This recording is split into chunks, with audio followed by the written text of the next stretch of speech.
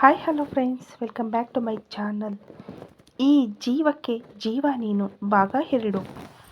ರಿಂಗಣಿಸುತ್ತಿದ್ದ mobile ಕೈಯಲ್ಲಿ ಹಿಡಿದ ಸಾಮ್ರಾಟ್ ನಗುತ್ತಿರುವ ಆರ್ಯನ ತಲೆಗೊಂದು ಹೊಡೆದು ಇನ್ನೇನು ಕರೆ ಸ್ವೀಕರಿಸಬೇಕು ಎನ್ನುವಷ್ಟರಲ್ಲಿ ಕರೆ ಕಡಿತಗೊಂಡಿತ್ತು. ಬೆಳಿಗ್ಗೆ ವಾಸುದೇವ್ ಕರೆ ಮಾಡಿ ಫ್ಲೈಟ್ ಟಿಕೆಟ್ ಕಳುಹಿಸಿದ ಸಮಯದಿಂದ ಸಾಮ್ರಾಟ್ ದಿನಪೂರ್ತಿ ಮುಂದಿನ ಜೀವನದ ಬಗ್ಗೆ ಯೋಚಿಸುತ್ತಾ ಕುಳಿತಿದ್ದನು. ಒಂದೊಮ್ಮೆ ದಾರಿ ತಪ್ಪಿದ್ದ ಅವನ ಬದುಕಿನ ನಾವೇ ಸರಿ ದಾರಿಯೇನೋ ಹಿಡಿದಿತ್ತು. ಆದರೆ ಅವನು ಕ್ರಮಿಸಿರುವುದು ಅರ್ಧ ದೂರವಷ್ಟೇ. ಮುಂದೆ ಜವಾಬ್ದಾರಿ ಎನ್ನುವ ಪ್ರಪಾತದೊಳಗಡೆ ಮುಳುಗಿ ಹೇಳಬೇಕೆನ್ನುವುದು ಕಣ್ಮುಂದೆ ಸರಿದಾಗ ಅವನು ತನ್ನ ಯೋಚನೆಗಳಿಗೆ ಕಡಿವಾಣ ಹಾಕುವಂತೆ ಮೊಬೈಲ್ ಹಿಡ್ಕೊಂಡು ಅತ್ತೆ ಮಗಳ ಜೊತೆ ಕನಸು ಕಾಣುವ ಬದಲು ಕಾಲ್ ರಿಸೀವ್ ಮಾಡಿ ಮಾತನಾಡಬಹುದಿತ್ತೇನೋ ಎಂದು ನಾಟಕೀಯವಾಗಿ ಹೇಳಿದವನ ಕೈ ರಟ್ಟೆ ಹಿಡಿದು ಅವನನ್ನು ಕೆಳಗೆ ತಳ್ಳುವಂತೆ ನಟಿಸಿ, ಜಾಸ್ತಿ ಮಾತನಾಡಿದರೆ ಇಲ್ಲಿಂದಲೇ ತಳ್ಳಿಬಿಡ್ತೀನಿ ಎನ್ನುವಾಗ ಅವನ ಮೊಬೈಲ್ ಪುನಃ ರಿಂಗಣಿಸಿತ್ತು. ಮೊಬೈಲ್ ಪರದೆಯ ಮೇಲಿದ್ದ ಸಿಂಚನ ಎನ್ನುವ ಹೆಸರನ್ನು ನೋಡಿ ಆರ್ಯ ಮತ್ತೊಮ್ಮೆ ಜೋರಾಗಿ ನಕ್ಕರೆ, ಕರೆ ಸ್ವೀಕರಿಸಿದ ಸಾಮ್ರಾಟ್, ಹೇಳಮ್ಮ ಅತ್ತೆ ಮಗಳೇ, ತಮ್ಮ ಲಿಸ್ಟ್ ತಯಾರಾಗಿದೆಯಾ? ಮೆಸೇಜ್ ಮಾಡಿಬಿಡು. ಬಾಯಲ್ಲಿ ಹೇಳಿದರೆ ನನಗೆ ಒಂದು ನೆನಪಿರೋದಿಲ್ಲ. ಅಂಕಲ್ ನಾಳೆ ರಾತ್ರಿಯ ಫ್ಲೈಟ್ ಟಿಕೆಟ್ ಮಾಡಿರೋದ್ರಿಂದ ನನಗೆ ಹೊರಗಡೆ ಹೋಗಿ ಶಾಪಿಂಗ್ ಮಾಡಲು ಟೈಮ್ ಇಲ್ಲ. ಹಾಗಾಗಿ ಏನೆಲ್ಲ ಸಿಗುತ್ತೋ ಅದನ್ನೆಲ್ಲ ತರ್ತೀನಿ. ಆಮೇಲೆ ಅದಿಲ್ಲ ಇದಿಲ್ಲ ಅಂತ ತಲೆ ತಿನ್ನಬೇಡ ಅನ್ನುತ್ತಾ ಅವಳಿಗೆ ಮಾತನಾಡಲು ಅವಕಾಶ ಕೊಡದೆ ನುಡಿದನು. ಲೋ ಕತ್ತೆ ಬಡವ, ಅತ್ತೆ ಮಗಳಲ್ಲ, ಅತ್ತೆ ಮಾತಾಡ್ತಿರೋದು. ಬೆಳಿಗ್ಗೆಯಿಂದ ಫೋನನ್ನು ಎಲ್ಲಿ ಊತಿಟ್ಟಿದ್ದೀಯಾ? ಕೋತಿ ತಂದು. ಮೊದಲೇ 6 ವರ್ಷದ ನಂತರ ನನ್ನ ಮಗು ಮನೆಗೆ ವಾಪಸ್ಸಾಗುತ್ತಿದೆ ಅಂತ ಖುಷಿಯಲ್ಲಿ ನನ್ನ ಕೈ ಕಾಲೇ ಆಡಲ್ಲ. ಅಂಥದ್ರಲ್ಲಿ ನೀನು ಫೋನ್ ಎತ್ತದೆ ಒಮ್ಮೆ ಭಯಪಡಿಸಿದೆ. ಬಿಡು, ಈಗಲಾದರೂ ಫೋನ್ ರಿಸೀವ್ ಮಾಡಿದ್ದೀಯಲ್ಲ.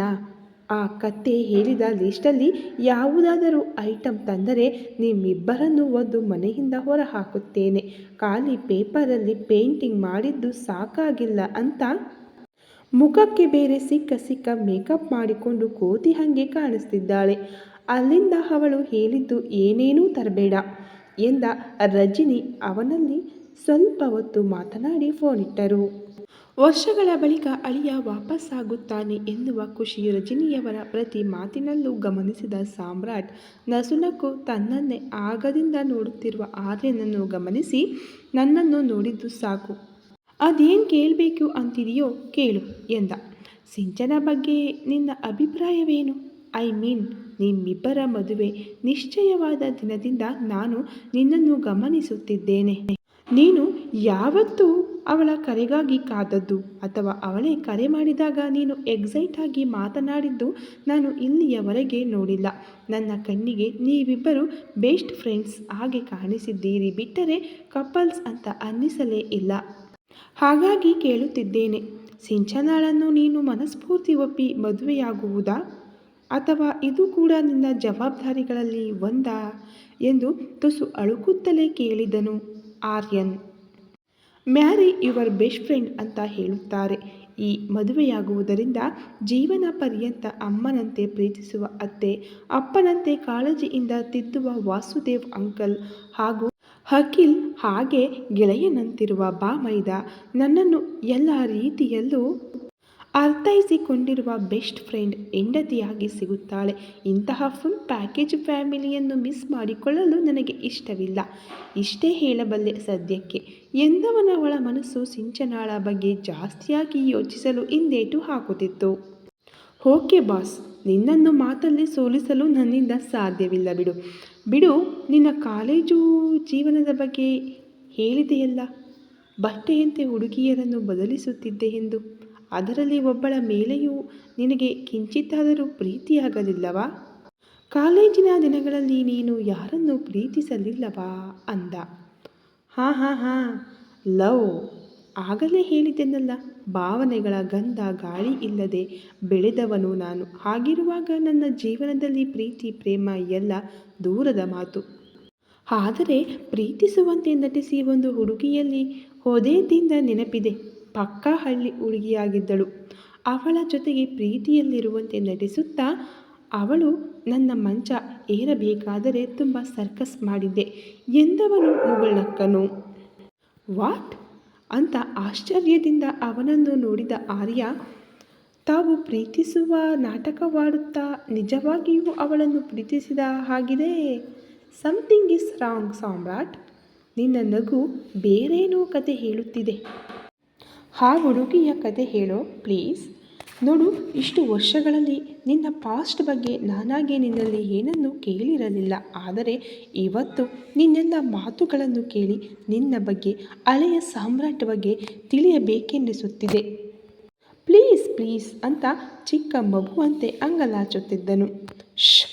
ಶಟಪ್ ಆರ್ಯ. ಆ ಹುಡುಗಿ ಹಾಗೂ ನನ್ನ ನಡುವೆ ಇದ್ದದ್ದು ಲವ್ ಸ್ಟೋರಿ ಅಲ್ಲ, ಲಾಸ್ಟ್ ಸ್ಟೋರಿ. ಆ ವಯಸ್ಸೇ ಅಂಥದ್ದು. ಆಲ್ಕೋಹಾಲ್ ನಶೆಯ ಜೊತೆಗೆ ದೇಹದ ಬಿಸಿಯನ್ನು ತಣಿಸಲು ಹುಡುಗಿಯರ ಅಗತ್ಯವಿತ್ತು. ಕೆಲವರು ಹಣದಾಸೆಗೆ ನನ್ನ ಮಂಚ ಹೇರುತ್ತಿದ್ದರೆ, ಇನ್ನೂ ಕೆಲವರು ನನ್ನ ಪ್ರೀತಿಯ ಮಾತುಗಳಿಗೆ ಮರುಳಾಗುತ್ತಿದ್ದರು. ಇವಳು ಎರಡನೆಯ ಕ್ಯಾಟಗರಿಗೆ ಸೇರಿದವಳು. ಆದರೆ ಅವಳನ್ನು ನಾನು ಇಂದಿಗೂ ದ್ವೇಷಿಸುತ್ತೇನೆ. ಅವಳು ಸೈಕೋ. ನನ್ನ ಮತ್ತು ಗೆಳೆಯರ ಎದುರು ನಿಲ್ಲಲು ಪೂರ್ತಿ ಕಾಲೇಜಿನವರೇ ಭಯಪಡುತ್ತಾರೆ. ಅಂಥದ್ರಲ್ಲಿ ಅವಳು ನನ್ನ ಗೆಳೆಯರ ಎದುರೇ ನನಗೆ ಬಾಯಿಗೆ ಬಂದಂತೆ ಬೈದು ಕೆನ್ನೆಗೆ ಬಾರಿಸಿದ್ದಳು. ಅದೇ ಕ್ಷಣ ಅವಳಿಗೆ ಬುದ್ಧಿ ಕಲಿಸಬೇಕೆಂದು ಹೊರಟವನನ್ನು ಗೆಳೆಯರು ತಡೆದರು. ಅಲ್ಲಿಗೆ ನನ್ನ ಜೀವನದಲ್ಲಿ ಅವಳ ಕತೆ ಮುಗಿದಿತ್ತು. ಯಾಕೆಂದರೆ ಸಾಮ್ರಾಟ್ ಒಮ್ಮೆ ಮುಟ್ಟಿದ ಹುಡುಗಿಯನ್ನು ಮತ್ತೊಮ್ಮೆ ಮುಟ್ಟುತ್ತಿರಲಿಲ್ಲ ಎಂದ ಅವನ ಧ್ವನಿಯಲ್ಲಿದ್ದ ಅಸಮಾಧಾನವನ್ನು ಗಮನಿಸಿದ ಆರ್ಯ, ಇಂದಿಗೂ ದ್ವೇಷಿಸುತ್ತೇನೆ ಎಂದರೆ ನೀನಿನ್ನೂ ಅವಳನ್ನು ಮರೆತಿಲ್ಲವೇ? ಈ ಅವಳು ಯಾರೋ ಎಂದ ಆರ್ಯ, ನಿಜವಾಗಿಯೂ ಹೇಳುತ್ತಿದ್ದೇನೆ, ಅವಳ ಹೆಸರೇ ಗೊತ್ತಿಲ್ಲ ನನಗೆ ಅಂದ ಸಾಮ್ರಾಟ್. ಕಮಾನ್ ಮ್ಯಾನ್, ನಾನೇನು ನಿನ್ನ ಕಣ್ಣಿಗೆ ಗೂಬೆ ತರಹ ಕಾಣಿಸುತ್ತಿದ್ದೇನಾ? ನಿನ್ನ ಪ್ರೀತಿಯ ಕತೆ ಹೇಳು ಎಂದರೆ ನಿನಗೆ ಅವಳೇ ಯಾಕೆ ನೆನಪಾದಳು? ಅವಳ ಜೊತೆಗೆ ಪ್ರೀತಿಯ ನಾಟಕವಾಡಲು ತುಂಬ ಕಷ್ಟಪಟ್ಟಿದ್ದೆ ಎಂದು ಹೇಳಿದೆ. ಹಾಗೆಯೇ ಅವಳು ಹಳ್ಳಿ ಹುಡುಗಿ ಅಂತಲೂ ನಿನಗೆ ಗೊತ್ತು. ಈಗ ಹೇಳು, ಯಾರವಳು? ಹೇಗಿದ್ದಳು ನೋಡಲು ಅಂದ. ಲೋ, ನಿಜವಾಗಿಯೂ ಗೊತ್ತಿಲ್ಲ ಕಣೋ. ಸಾಮ್ರಾಟ್ ಯಾರನ್ನು ಕಾಡಿ ಬೇಡಿದವನಲ್ಲ. ಆದರೆ ಅವಳ ನೆನಪಾಗಲು ಕಾರಣ ನನ್ನನ್ನು ತುಂಬ ಸತಾಯಿಸಿದವಳು ಅವಳೊಬ್ಬಳೇ.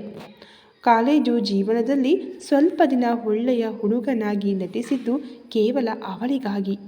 ಅವಳು ನನ್ನ ಮಂಚ ಏರುವ ತನಕ ಮಾತ್ರ. ಅವಳ್ಯಾರು, ಅವಳ ಕುಲ ಗೋತ್ರ ಏನೂ ಗೊತ್ತಿಲ್ಲ. ನಾನು ಅವಳನ್ನು ಕರೆಯುತ್ತಿದ್ದದ್ದು ಶ್ರದ್ಧಾ ಎಂದು.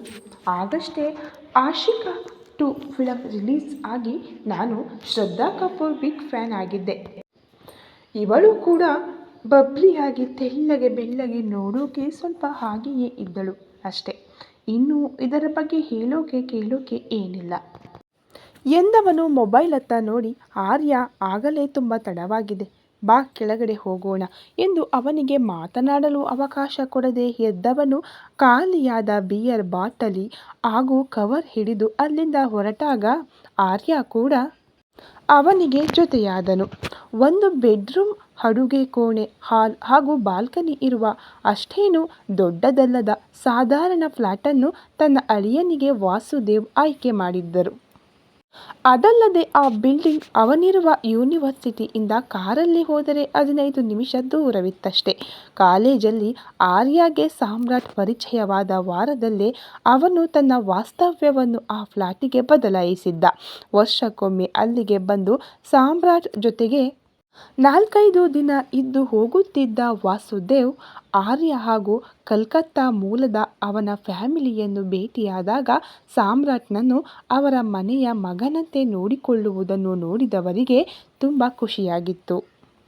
ಮೊದಮೊದಲು ಆರ್ಯ ಮೂಲಕ ಆಗಾಗ ಸಾಮ್ರಾಟ್ ಅವನ ವರ್ತನೆ ಬಗ್ಗೆ ರಹಸ್ಯವಾಗಿ ಕೇಳಿ ತಿಳಿದುಕೊಳ್ಳುತ್ತಿದ್ದವರಿಗೆ ಕ್ರಮೇಣ ಅವನು ಪೂರ್ತಿಯಾಗಿ ಬದಲಾಗಿದ್ದಾನೆ ಎಂದು ತಿಳಿದಾಗ ಒಂದೊಮ್ಮೆ ಅವರು ಮುಚ್ಚಿಟ್ಟು ಮಾಡಿದ ತಪ್ಪಿಗೆ ಪ್ರಾಯಶ್ಚಿತ್ತ ಮಾಡಿಕೊಂಡಂತಾಗಿತ್ತು.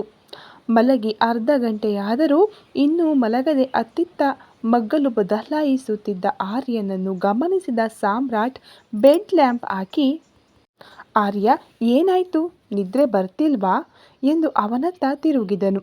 ತಕ್ಷಣ ಎದ್ದು ಕುಳಿತ ಆರ್ಯ, ಸಾಮ್ರಾಟ್, ನೀನು ಆ ಶ್ರದ್ಧಾಳನ್ನು ನಿಜವಾಗಿಯೂ ಪ್ರೀತಿಸಲಿಲ್ಲವಾ? ಕೇವಲ ಅವಳನ್ನು ಯೂಸ್ ಮಾಡಲು ಅವಳಿಂದೆ ಬಿದ್ದಿದೆಯಾ? ಅಲ್ಲ, ಅವಳು ಅಷ್ಟು ಬೇಗ ನಿನ್ನ ಮಾತಿಗೆ ಹೇಗೋ ಒಪ್ಪಿದಳು ಎಂದು ತಲೆ ಕೆರೆದುಕೊಂಡು ಪ್ರಶ್ನೆಗಳ ಮೇಲೆ ಪ್ರಶ್ನೆ ಕೇಳುತ್ತಿದ್ದನು.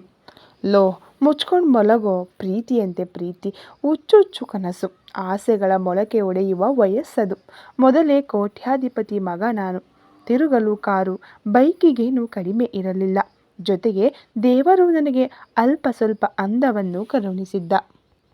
ಹಳ್ಳಿ ಹುಡುಗಿಯನ್ನು ಮೋಡಿ ಮಾಡಲು ಇಷ್ಟು ಸಾಕಾಗೋದಿಲ್ವಾ? ಏನೇನೋ ಆಸೆ ತೋರಿಸಿದೆ, ಪ್ರೀತಿಯಲ್ಲಿರುವಂತೆ ನಟಿಸಿದೆ ಅಷ್ಟೇ. ಪ್ರೀತಿಯಲ್ಲಿ ಬಿದ್ದು ನನ್ನ ಮಂಚ ಹೇರಿದ್ದಳು. ನೋಡು, ಇದು the end of my story. ಇನ್ನಷ್ಟು ಪ್ರಶ್ನೆಗಳನ್ನು ಕೇಳಿ ನನಗೆ ನನ್ನ ಹಳೆಯ ಜೀವನವನ್ನು ನೆನಪಿಸಬೇಡ. ಅದು ನನ್ನ ಜೀವನದ ವರ್ಸ್ಟ್ ಪಾರ್ಟ್. ಆ ಜೀವನದ ಬಗ್ಗೆ ಇನ್ನೊಂದು ಮಾತು ಆಡಿದರೂ ನಾನು ಭಾರತಕ್ಕೆ ಹೋದ ಮೇಲೆ ನಿನಗೆ ಫೋನ್ ಏನೂ ಮಾಡೋಲ್ಲ ಎಂದು ಗಂಭೀರವಾಗಿ ಹೇಳಿದವನು ಬೆಡ್ ಲ್ಯಾಂಪ್ ಆಫ್ ಮಾಡಿದಾಗ ಆರ್ಯ ಮನಸ್ಸಲ್ಲಿ ಇನ್ನೂ 10 ಪ್ರಶ್ನೆಗಳಿದ್ದರೂ ಗೆಳೆಯನ ಮನಸ್ಥಿತಿ ಅರಿತವನು ಏನೂ ಕೇಳದೆ ಕಣ್ಮುಚ್ಚಿ ಮಲಗಿದನು. ಬೆಳಿಗ್ಗೆ ಇಬ್ಬರೂ ಎದ್ದು ಹೊರಗಡೆ ಹೋಗಿ ಅಖಿಲ್ ಮತ್ತು ಸಿಂಚನ ಹೆಸರಲ್ಲಿ ಶಾಪಿಂಗ್ ಮುಗಿಸಿ ವಾಪಸ್ಸಾಗುವಾಗ ಆರ್ಯ ಮೊಬೈಲಿಗೆ ಕಂಪನಿಯಿಂದ ಕರೆ ಬಂದಿತ್ತು. 1-5 ನಿಮಿಷ ಮಾತನಾಡಿದವನು, ಸಾಮ್ರಾಟ್, ಕಂಪನಿಯವರು ನಿನಗೆ ತುಂಬ ಸಲ ಫೋನ್ ಮಾಡಿದ್ದರಂತೆ. ಚಿಕ್ಕದಾಗಿ ನಿನಗೊಂದು ಪಾರ್ಟಿ ಕೊಡಬೇಕೆಂದು ಪ್ಲಾನ್ ಮಾಡಿದ್ದಾರೆ. ಇಫ್ ಯು ನಾಟ್ ಮೈಂಡ್ ಎಂದಾಗ ಸಾಮ್ರಾಟ್ ಕಾರನ್ನು ಅವರ ಕಂಪನಿಯತ್ತ ತಿರುಗಿಸಿದನು. 2 ವರ್ಷಗಳಿಂದ ಆ ಕಂಪನಿಯಲ್ಲಿ ಕಳೆದ ದಿನಗಳನ್ನು ಮೆಲುಕು ಹಾಕಿ ಪರಿಚಯದ ಸಹೋದ್ಯೋಗಿ ಹಾಗೂ ಗೆಳೆಯರ ಬಳಿ ಮಾತನಾಡಿ ಅವರೆಲ್ಲ ಪ್ರಶ್ನೆಗೆ ಉತ್ತರಿಸುತ್ತಾ ವೈಯಕ್ತಿಕ ಕಾರಣದಿಂದ ಭಾರತಕ್ಕೆ ಹೋಗುತ್ತಿದ್ದೇನೆ ಎಂದಾಗ ಎಲ್ಲರೂ ಅವನ ಮುಂದಿನ ಜೀವನಕ್ಕೆ ಶುಭ ಹಾರೈಸಿದರು. ಈ ಕತೆ ಇನ್ನೂ ಮುಂದುವರಿಯುವುದು. ಈ ಸ್ಟೋರಿ ಬಗ್ಗೆ ನಿಮಗೆ ಏನು ಅನಿಸುತ್ತೆ ಅನ್ನೋದನ್ನು ಕಾಮೆಂಟ್ ಮೂಲಕ ನಮಗೆ ತಿಳಿಸಿ. Thank you so much.